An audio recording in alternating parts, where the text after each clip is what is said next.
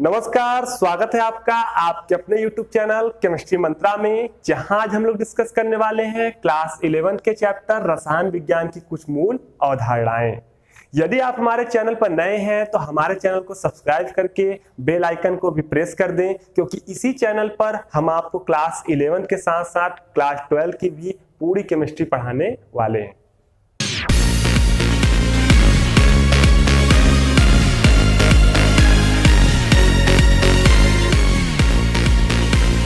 आइए सबसे पहले देख लेते हैं कि आज हम लोग किन किन टॉपिकों को डिस्कस करने वाले हैं। तो आज हम लोग सबसे पहले डिस्कस करेंगे रसायन विज्ञान के परिचय को, उसके बाद द्रव्य का वर्गीकरण, रासायनिक संयोजन के नियम, डाल्टन का परमाणु सिद्धांत, परमाणु द्रव्यमान, आणविक द्रव्यमान, सूत्र द्रव्यमान, मोल संकल्पना और मोलर द्रव्यमान और प्रतिशत संगठन को भी हम लोग देखने वाले हैं।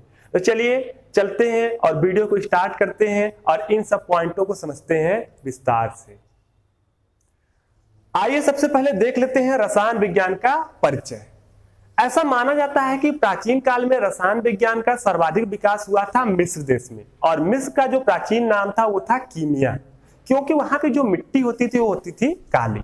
अब चूंकि रसायन विज्ञान का सर्वाधिक विकास मिस्र में हुआ और उसका प्राचीन नाम कीमिया था, इसी कारण इस कीमिया नाम से ही रसायन विज्ञान का नाम पड़ा केमिस्ट्री। यानी केमिस्ट्री शब्द की जो उत्पत्ति हुई वो हुई आपके कीमिया शब्द से, जो मिस्र का था प्राचीन नाम।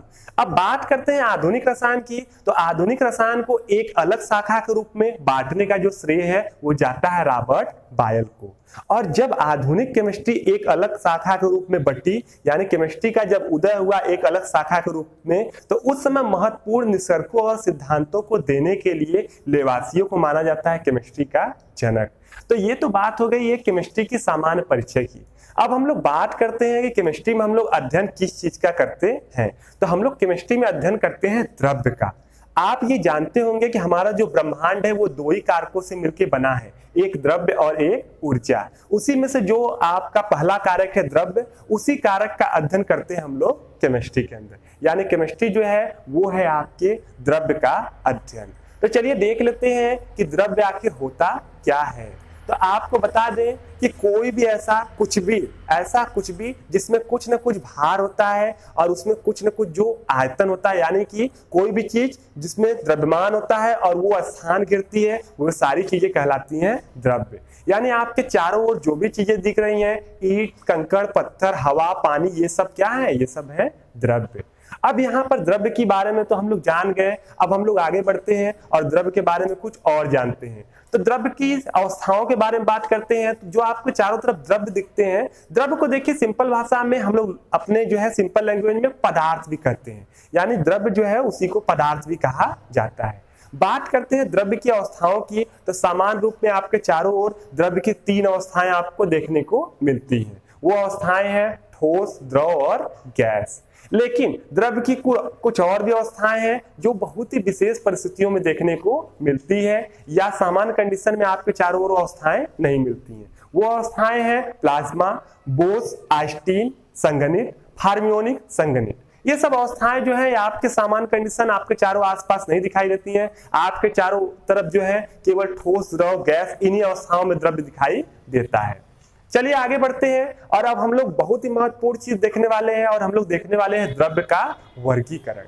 तो चलिए द्रव्य का वर्गीकरण कर लेते हैं। तो आपको बता दें यहाँ द्रव्य का वर्गीकरण करेंगे। द्रव्य को हम लोग इंग्लिश में कहते हैं मैटर। द्रव्य का वर्गीकरण करते हैं तो द्रव्य को मुख्यतः बांटते हैं हम लोग दो भागों में। इसको बांटते हैं हम दो भागों में। पहला जो होता है वो होता है मिश्रण, यानी कि द्रव्य या तो मिश्रण होगा या तो द्रव्य जो होता है वो होता है शुद्ध पदार्थ। अब द्रव्य अगर मिश्रण है तो अब मिश्रण क्या होता है? तो सिंपल सी बात है, जब दो या दो से अधिक पदार्थों को आपस में मिला देते हैं, जो बनता है वो क्या कहलाता है? मिश्रण कहलाता है। मिश्रण भी होते हैं दो प्रकार के। पहला होता है समांगी मिश्रण,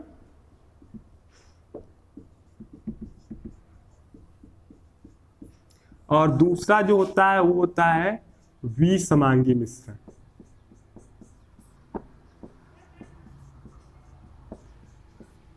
अब समांगी मिश्रण क्या होता है? तो ऐसा कोई भी मिश्रण जिसमें मिश्रण के जो घटक हैं वो एक समान रूप से हर जगह मिले हुए हैं, तो ऐसे मिश्रण को हम लोग कहते हैं समांगी मिश्रण। इसका एक और नाम है, इसका नाम है विलयन, यानी कि समांगी मिश्रण को हम लोग विलयन भी कहते हैं। इसी का दूसरा नाम है विलयन। अभी मतलब सिंपल सी बात है कि कोई मिश्रण आप बनाएं और हर जगह वो एक समान रूप से मिला है, तो ऐसे मिश्रण को हम लोग कहेंगे समांगी मिश्रण। जैसे चीनी ले लिए, उसको पानी में आप घोल देंगे तो चीनी हर जगह पानी में एक समान रूप से बढ़ जाएगा, यानी चीनी और पानी के विलयन में हर जगह हर एक कोने में आपको जो है पानी और चीनी का अनुपात सेम मिलने वाला है, तो ऐसे मिश्रण को कहते हैं समांगी मिश्रण।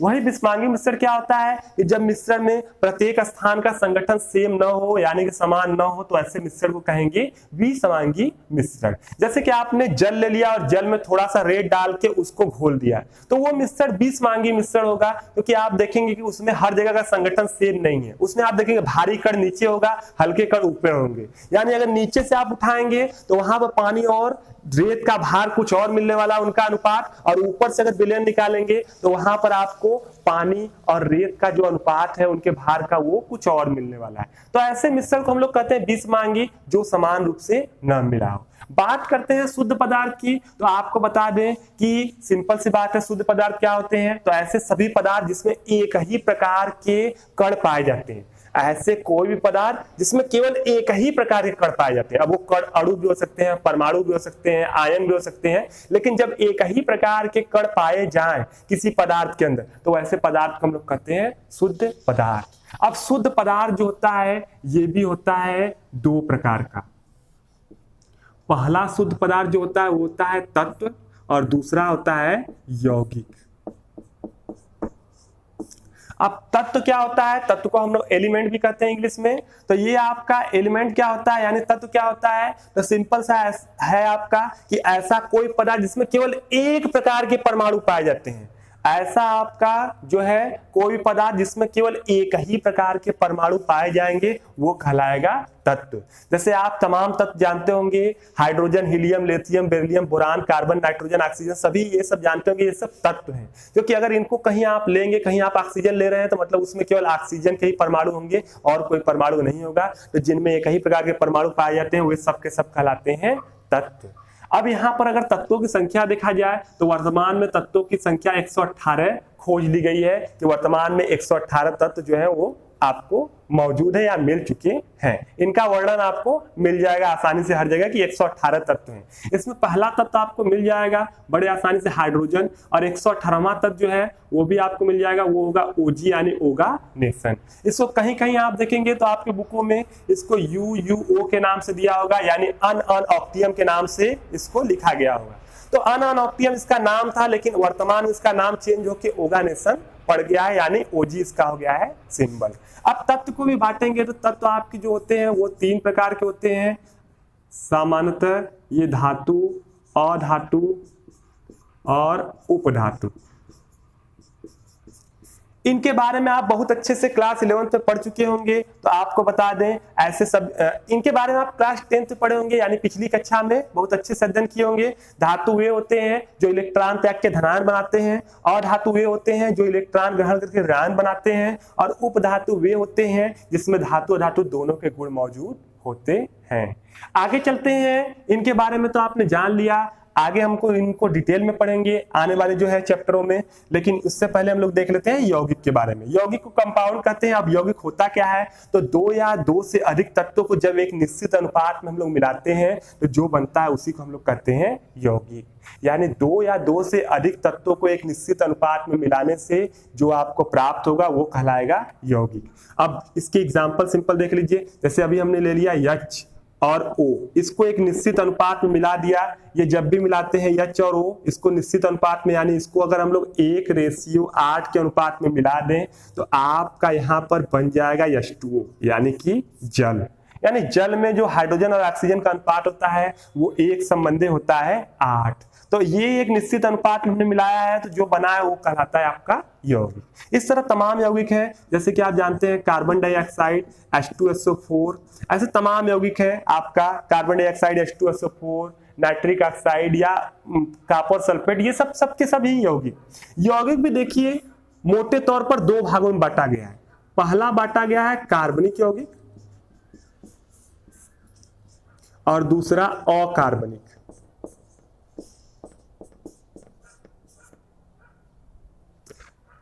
अब कार्बनिक क्या होता है, तो सिंपल सी बात बता दें कि ऐसे सभी यौगिक जिसमें कार्बन मौजूद होते हैं उन्हें हम लोग कहते हैं कार्बनिक यौगिक। और जिन यौगिकों में कार्बन नहीं होते, यानी कार्बन के अलावा जो बचे हुए आपके तत्व हैं 117 तत्व, उनके जो यौगिक होते हैं वे कहलाते हैं अकार्बनिक यौगिक।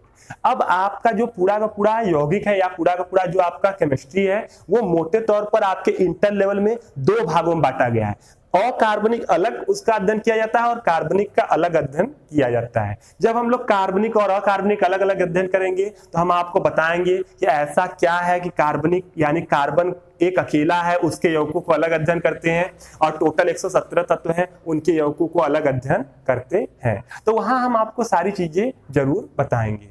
चलिए आगे देख लेते हैं। अगला आपका पॉइंट है रासायनिक संयोग के नियम। तो रासायनिक संयोग के नियम देख लेते हैं कि रासायनिक संयोग का नियम क्या होता है। हम आपको वैसे ही बता दे रहे हैं क्योंकि ये नियम है बहुत सिंपल। तो देखिए रासायनिक संयोग क्या होता है कि जब दो या दो से अधिक पदार्थ आपस में जुड़ते हैं, जब आपस में जुड़ते हैं और जुड़ के क्रिया करते हैं, तो जब वो क्रिया करते हैं तो उसी को हम लोग कहते हैं रासायनिक संयोग। अब वो रासायनिक संयोग होता है यानी दो पदार्थ आपस में क्रिया करते हैं, दो या अधिक पदार्थ आपस में क्रिया करेंगे, क्रिया करके नए पदार्थ बनाएंगे तो उसे कहेंगे रासायनिक संयोग। अब यहाँ बस हम लोग वही देखने वाले हैं कि जब रासायनिक संयोग होता है तो उस पर कौन कौन से नियम लागू होते हैं। तो अब आपको बता दे रहे हैं नियम। तो पहला नियम बता दे रहे हैं। पहला नियम जो है वो है द्रव्यमान संरक्षण का नियम। द्रव्यमान संरक्षण का नियम है जो आपका रासायनिक संयोग का पहला नियम है।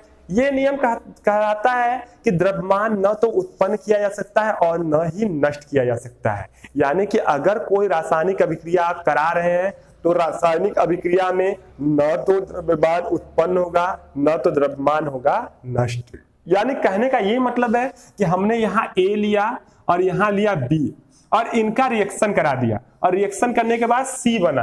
तो कहने का मतलब है कि रासायनिक संयोग यहाँ पर हुआ है। अगर यहाँ पर A 2 ग्राम रहा होगा और B 3 ग्राम रहा होगा और पूरा मिलकर C बन गए हैं, तो ये नियम कहता है कि C जो बना होगा वो 5 ग्राम बना होगा। यानी कि अभिक्रिया संयोग से पहले जितना भार है उतना संयोग के बाद भी भार रहेगा। रासायनिक अभिक्रिया में न तो द्रव्यमान उत्पन्न होता है न तो नष्ट होता है, यानी न तो बढ़ता है न तो घटता है। तो बहुत सिंपल सा नियम था, कुछ इसमें सोचना ही नहीं था।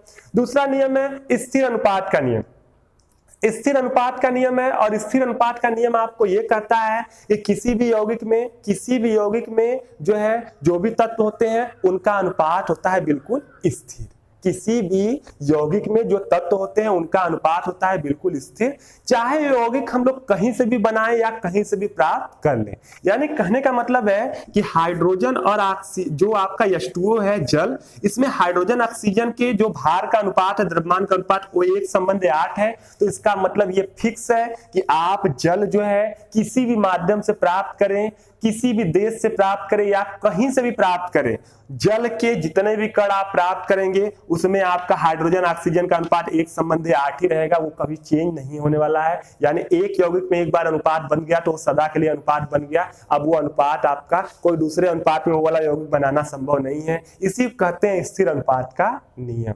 और लास्ट में एक और हम लोग देख लेते हैं गुणित अनुपात का नियम। तो ये नियम तो बहुत ज्यादा महत्वपूर्ण नहीं है, लेकिन सिंपली आपको ये भी बता दे रहे हैं कि गुणित अनुपात का नियम क्या है। गुणित अनुपात का नियम ये कहता है कि जब दो आपके जो है दो या दो से अधिक जब तत्व आपस में जुड़ के एक से अधिक यौगिक बनाते हैं, दो से अधिक तत्व जुड़ के एक से अधिक यौगिक बनाते हैं, तो ऐसे समय में जो आपका एक जो उसमें तत्व होगा उसके एक निश्चित भार से संयोग करने वाला जो दूसरे तत्व का भार होगा वो एक सरल पूर्णांक अनुपात में होगा। बस सिंपल सा नियम है। यानी कहने का मतलब है, एक एग्जांपल देते हैं, जैसे कि H2 है और H2 जो है कि ये क्रिया करता है O2 से, तो यहाँ H2O बन जाता है।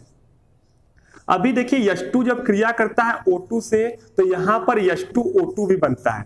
अब यहाँ पर जो है कि H2 और O से क्रिया किया तो ये बना। अब इसमें आप देखेंगे तो आपको क्या मिलने वाला है, यहाँ पर ये चीज मिलेगा कि अगर यहाँ पर हाइड्रोजन 2 ग्राम लेंगे, ठीक है, यहाँ 2 ग्राम लेंगे, यहाँ अगर 2 ग्राम लेंगे तो आपको यहाँ लेना पड़ेगा, देख रहे हैं 32 ग्राम।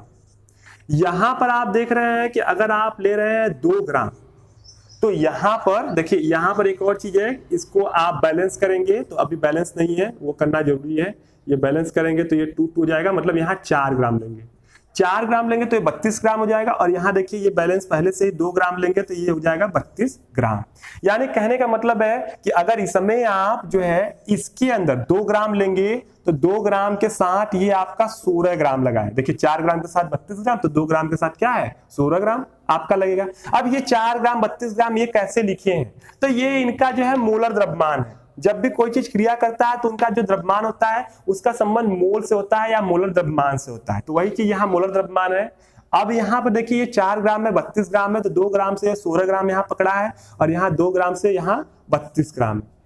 तो कहने का यही मतलब है कि 2 ग्राम हाइड्रोजन के साथ ऑक्सीजन एक बार 16 ग्राम क्रिया कर रहा है, एक बार ऑक्सीजन 32 ग्राम क्रिया कर रहा है। इसका मतलब ये है 2 से अधिक यौगिक बना रहा है, तो ये गुणित अनुपात का नियम कहता है कि ये जो ऑक्सीजन का भार है जो समान मात्रा से क्रिया कर रहा है, ये एक सरल पूर्णांक अनुपात नहीं होगा, ये हमेशा एक सरल पूर्णांक अनुपात बनाता जाएगा। तो आप देखिए अगर 16 संबंधे आप करेंगे 32 तो आपको मिल जाएगा ये कट के 1 संबंधे 2, जो एक है सरल पूर्णांक अनुपात। तो ये नियम जो है ये आपका नियम यही चीज कहता है। चलिए आगे चलते हैं हम लोग अपने अगले पॉइंट की ओर, और अगले पॉइंट में हम लोग देखते हैं डाल्टन का परमाणु सिद्धांत, कि आखिर डाल्टन का परमाणु सिद्धांत क्या होता है। चलिए अगला पॉइंट देख लेते हैं, डाल्टन का परमाणु सिद्धांत।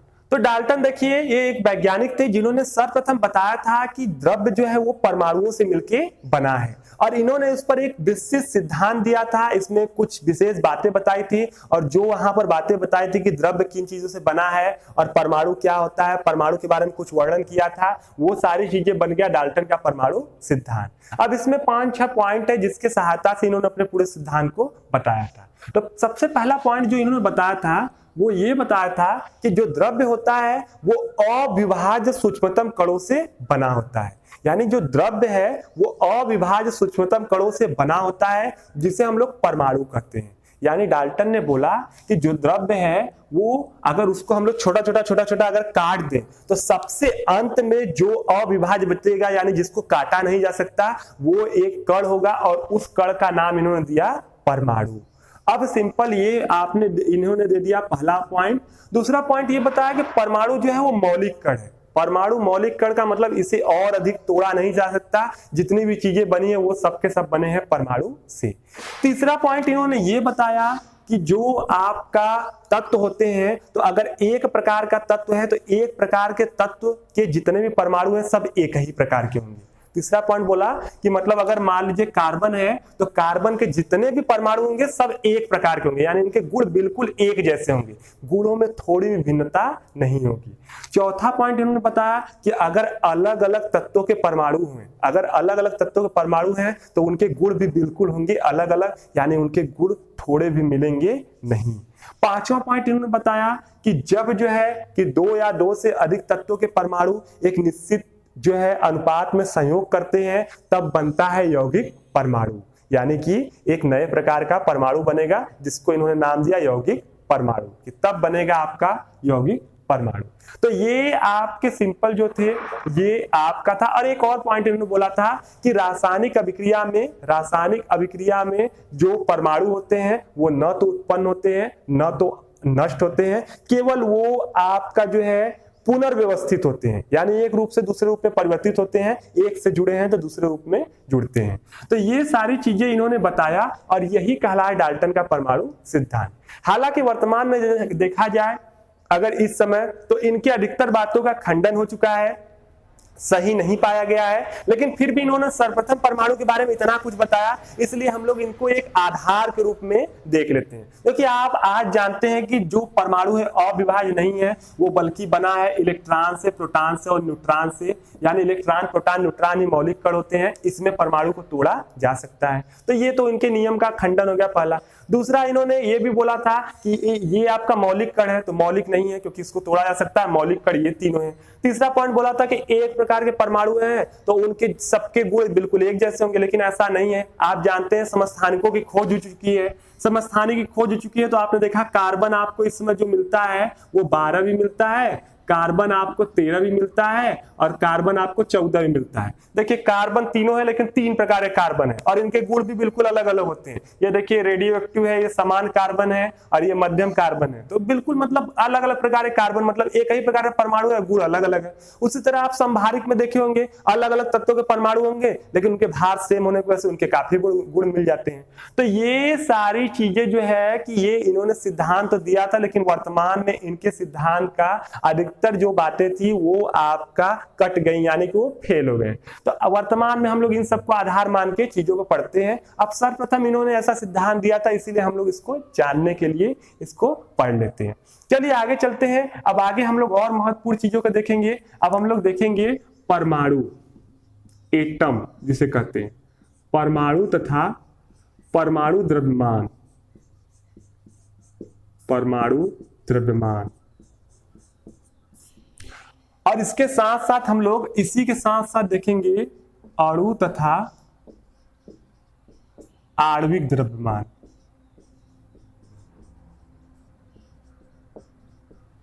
द्रव्यमान। अब देखिए परमाणु क्या होता है, तो बहुत सिंपल से इसकी परिभाषा है कि किसी भी तत्व का वह सूक्ष्मतम रूप जो किसी अभिक्रिया में भाग ले सकता है वही कहलाता है परमाणु। और इसमें उस तत्व के सभी गुण भी होते हैं विद्यमान।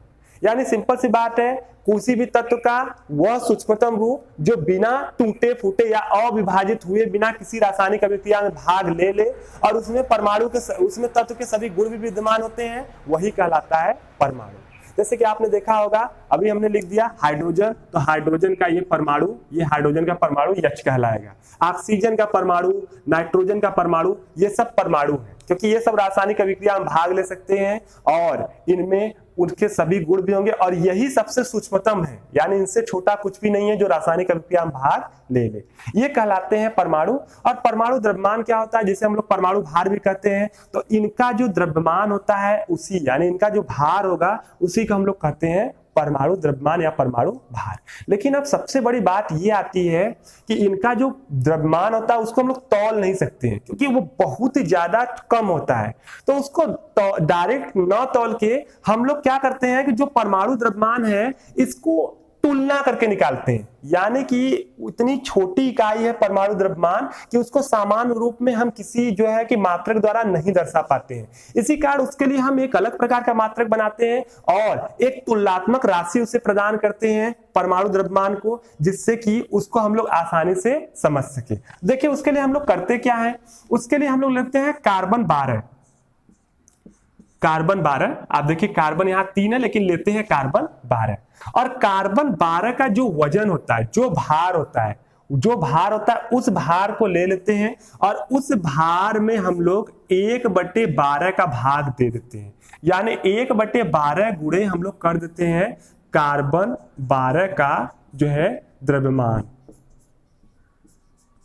ये हम लोग ले लेते हैं, कार्बन 12 लिए, उसका जो द्रव्यमान है उसका 1/12 ले लेंगे और इसके बाद इसी 1/12 से हम लोग तुलना करते हैं किसी भी जो है परमाणु का भार। किसी परमाणु के भार को हम लोग तौलते हैं या निकाल लेते हैं और निकालने के बाद हम इसी से तुलना करते हैं और तुलना करने पर ये आपका इन सब का भार इससे जितने गुना होता है वही इनका कहलाता है परमाणु द्रव्यमान। यानी कहने का मतलब ये है कि परमाणु द्रव्यमान जो है एक तुलनात्मक राशि है, वास्तविक राशि न हो कि एक तुलनात्मक राशि है। यानी उसको हम लोग तुलना करके निकालते हैं कार्बन 12 के 1/12 से। तो सिंपल कार्बन 12 का 1/12 लेंगे और इससे किसी भी आपके परमाणु के भार की तुलना करेंगे और उससे वो जितना गुना होगा वही उसका कहलाएगा परमाणु भार। जैसे कि ऑक्सीजन का जो भार है, जब इसको कार्बन 12 के 1/12 के जो है द्रव्यमान से तौला गया, यानी कार्बन 12 का द्रव्यमान का 1/12 भाग लिया गया और जब उससे तुलना किया गया तो पाया गया कि ऑक्सीजन के 1 कण का द्रव्यमान जो है इससे जो है कि 16 गुना भारी है। तो इससे ऑक्सीजन का परमाणु द्रव्यमान मान लिया गया कि परमाणु भार कितना है 16। इसी तरह हाइड्रोजन का मान लिया गया, हाइड्रोजन इनसे 1.008 गुना भारी था, तो इसका मान लिया गया 1.008। इसी तरह नाइट्रोजन का 14 मान लिया गया। तो ये एक तुलनात्मक राशि है। अब चलते हैं अणु की ओर। तो आपको बता दें अणु क्या होता है। तो सिंपल सी बात है, वह सूक्ष्मतम कण जो कि स्वतंत्र अवस्था में रह सकता है तथा जिसमें पदार्थ के सभी गुण विद्यमान होते हैं, वही कहलाता है अणु। और अणु का निर्माण होता है परमाणुओं से मिलकर। बहुत ही सिंपल है कि वह सूक्ष्मतम कण जो स्वतंत्र अवस्था में रह सकता है और जिसमें पदार्थ के सभी गुण विद्यमान होते हैं, वह कहलाता है अणु। ये सिंपल सा है। जैसे तमाम अणु है, अभी हमने लिख दिया O2, तो ये एक प्रकार का अणु है क्योंकि ये स्वतंत्र अवस्था में रह सकता है। H2O लिख दिया तो ये अणु है। अभी हमने जो भी H2SO4 लिख दिया तो ये अणु है। हमने लिख दिया N2 नाइट्रोजन, तो ये आपका अणु है क्योंकि ये स्वतंत्र अवस्था में रह सकते हैं। बात करते हैं आणविक द्रव्यमान क्या होता है। तो सिंपल सी बात है, यहां भी वही बात आती है कि हम लोग कार्बन 12, ये भी आणविक द्रव्यमान भी एक तुलनात्मक राशि है। यहां भी हम लोग कैसे निकालते हैं कि जो कार्बन 12 का ले लेते हैं द्रव्यमान और उसका 1/12 कर लेते हैं, और इस राशि से ये जितने गुना आपका भारी होता है, जितने गुना ये भारी होता है, वही उसका कहलाता है आणविक द्रव्यमान। तो ये है आणविक द्रव्यमान जो एक तुलनात्मक राशि है। आपको कहीं भी आणविक द्रव्यमान निकालने के लिए आपकी 11th में उस पर प्रेशर नहीं दिया जाएगा या वैसे आपको प्रश्न नहीं मिलने वाले हैं। आणविक द्रव्यमान आप डायरेक्ट ही आपको याद कर लेने हैं। आणविक द्रव्यमान और परमाणु द्रव्यमान आपको डायरेक्ट याद ही करने हैं हर हालत में, तो इसका बहुत ज्यादा कोई यूज नहीं है आपके 11th की दृष्टि से। तो चलिए यहाँ पर हम लोग देख लेते हैं कि आणविक द्रव्यमान हम लोग निकालते कैसे हैं। देखिए आणविक द्रव्यमान निकालने का सिंपल तरीका है, जो परमाणु का द्रव्यमान है उसको हम लोग जोड़ देते हैं। परमाणु का द्रव्यमान आपको याद ही करना पड़ेगा कि हाइड्रोजन का जो होता है वो 1 होता है। देखिए 1.008 होता है, लेकिन हम लोग 1 मानते हैं क्योंकि उससे गणना करने में हम लोग को आसानी होती है।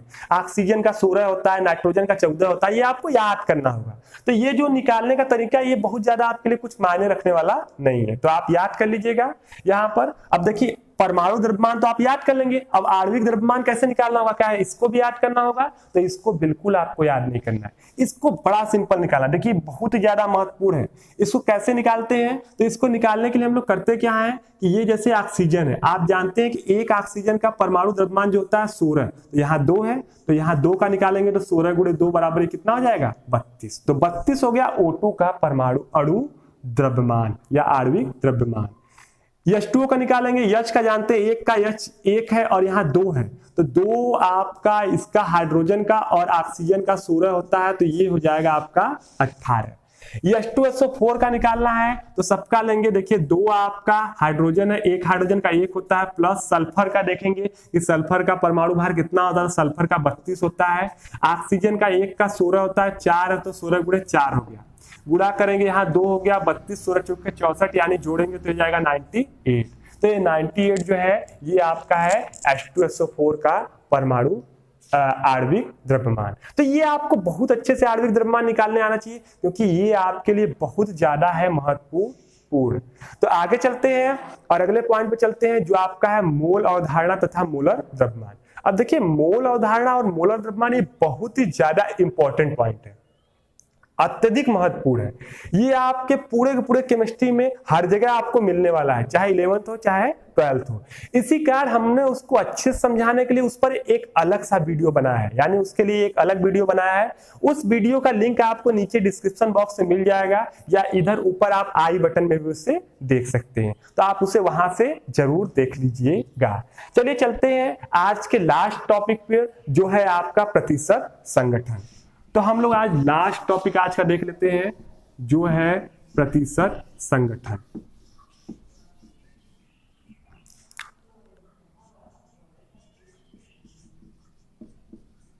प्रतिशत संगठन।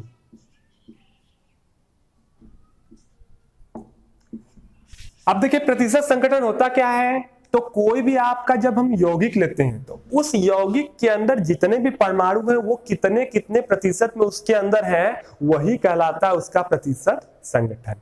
अब बस इसको सिंपल हम लोगों को निकालना है। अब निकालने की विधि जाननी है। तो आप बहुत अच्छे से जानते होंगे कि जब हम किसी चीज का प्रतिशत निकालते हैं तो जिसका निकालते हैं वो लिखा जाता है आपका ऊपर और उसके बटे लिखा जाता है कुल। और गुणे हो जाता है 100। तो यहाँ पर प्रतिशत संगठन जब भी हम किसी यौगिक के अंदर निकालते हैं तो उसके भार के अनुसार निकालते हैं। तो अगर हमको किसी यौगिक का प्रतिशत संगठन निकालना है तो उसका कुल भार लिखना होगा नीचे, और जिसका उसमें निकालना है उसमें जिस परमाणु का उसका ऊपर और इंटू कर देना है 100। जैसे सिंपल, अगर आपको निकालना है सल्फर डाइऑक्साइड, SO2 में आपको निकालना है सल्फर का परसेंटेज और ऑक्सीजन का परसेंटेज, O का परसेंटेज। सल्फर और ऑक्सीजन का परसेंटेज निकालना कि आखिर सल्फर डाइऑक्साइड में कितना सल्फर है और कितना ऑक्सीजन है, भार के अनुसार कितना कितना परसेंटेज है। तो अगर यहाँ पर आपको सल्फर का परसेंटेज निकालना है तो यहाँ सल्फर का जो आपका यहाँ पर द्रव्यमान होगा उसको लिखना होगा ऊपर, यानी इसका जो इसके अंदर भाग होगा भार होगा, कुल लिखना होगा नीचे और इंटू करना होगा 100। तो अब हम लोग बात करते हैं कि इसका भार माना कितना जाए। तो हम जब भी कभी किसी का प्रतिशत संगठन निकालते हैं तो इसका कुल भार इसका मोलर द्रव्यमान मान लेते हैं। कुल द्रव्यमान इसका क्या मानेंगे, इसका मोलर द्रव्यमान। अब मोलर द्रव्यमान के लिए हमने अलग से वीडियो बनाया है तो आप वहां देखेंगे तो मालूम चल जाएगा। फिलहाल आपको बता दें कि जो मोलर द्रव्यमान होता है वो इसके अणु भार के बराबर होता है, यानी आप इसका अणु भार भी लिखेंगे तो भी आपका आंसर सेम आने वाला है। एक तरह से कहिए कि मोलर द्रव्यमान अणु भार ही होता है। तो लेकिन हम लोग जिसका नाम बोलेंगे मोलर द्रव्यमान, अणु भार भी वही होता है सेम, लेकिन मोलर द्रव्यमान के रूप से ही हम इसको परिभाषित करते हैं। तो यहां लिखेंगे जो आपका SO2 है का यहां लिखेंगे मोलर द्रव्यमान, और यहां सल्फर है तो सिंपल लिखेंगे यहां सल्फर का मोलर द्रव्यमान।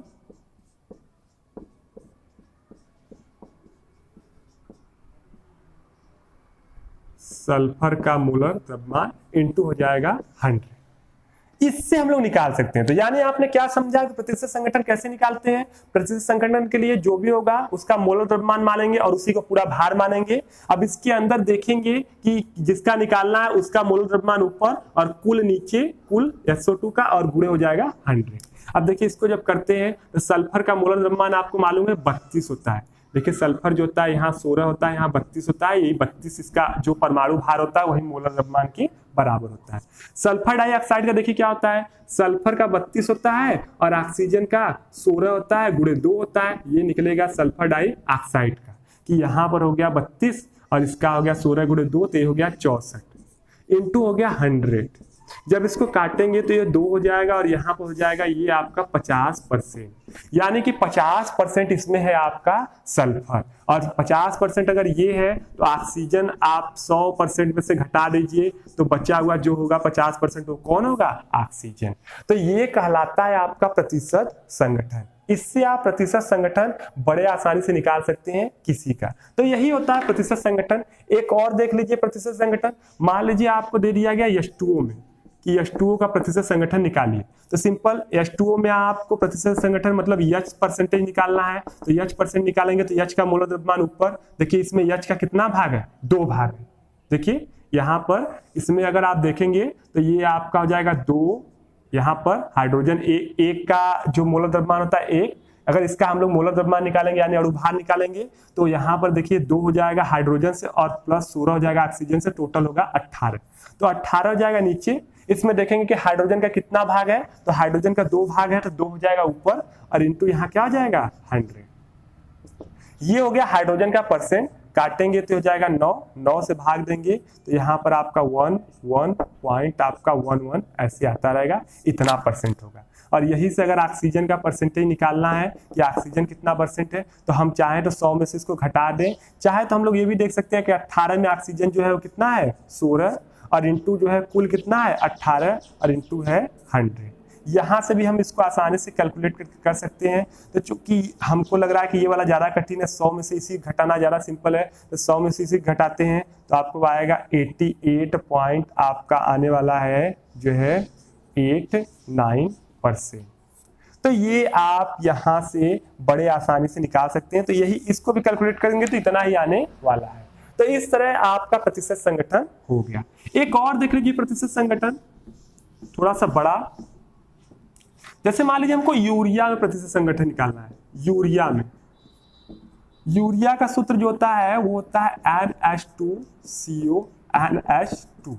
अब इसका सबसे पहले मोलर द्रव्यमान निकाल के पूरे का भार निकालेंगे। तो आप जानते हैं नाइट्रोजन का जो होता है 14 होता है परमाणु भार, प्लस हाइड्रोजन एक हाइड्रोजन का 1 होता है, 2 है तो 2 हो जाएगा, कार्बन का 12 होता है, ऑक्सीजन का देखिए होता है 16 और यहाँ नाइट्रोजन का होता है 14 और प्लस हाइड्रोजन का होता है 2, जोड़ेंगे टोटल तो हो जाएगा 60।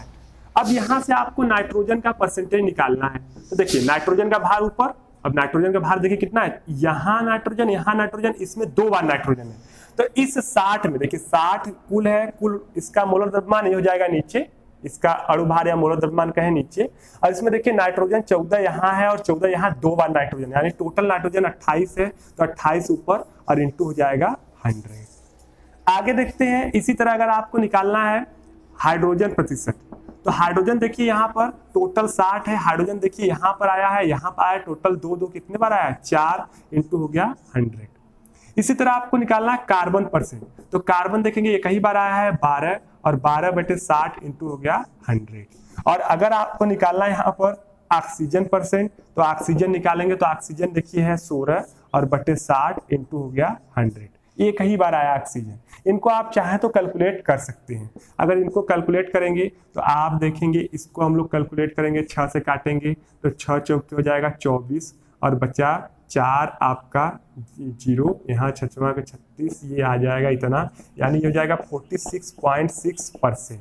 इसका आ गया। हाइड्रोजन का निकालेंगे तो ये आपका कट जाएगा, ये हो जाएगा 2 और ये जाएगा 3, यानी 20/3 हो जाएगा। 20/3 का मतलब हो गया आपका 6.66%। आगे इसको अगर करेंगे तो ये भी यहाँ से कट जाएगा, यहाँ से, और ये 6 दूनी 12 यानी कि हो जाएगा 20%। और इसका निकालेंगे तो ये भी निकाल सकते हैं, ये आपका 3 हो जाएगा, ये आपका 4 हो जाएगा। 40/3 का मतलब आपका हो गया 12 नहीं, ये हो गया 13.33%। तो इस तरह आप सबका परसेंटेज निकाल सकते हैं। तो आपने इस तरह देख लिया यहाँ पर प्रतिशत संगठन भी। अब ये जो आपका पहला चैप्टर है, इसमें केवल 2 पॉइंट और बचे हुए हैं। 2 पॉइंट आपके होंगे, जो होंगे वो होंगे मूलानुपातिक सूत्र और अणु सूत्र, और इसके बाद होगा स्टाइकियोमेट्री करना है, तो वो हम लोग देखेंगे इसके बाद वाले वीडियो, यानी कि इसी चैप्टर के पार्ट 2 में। आज के लिए इतना ही। उम्मीद करते हैं हमारा ये वीडियो आपको पसंद आया होगा। यदि ये वीडियो पसंद आया होगा तो इसे लाइक करें, शेयर करें और हमारे चैनल को जरूर से सब्सक्राइब करें।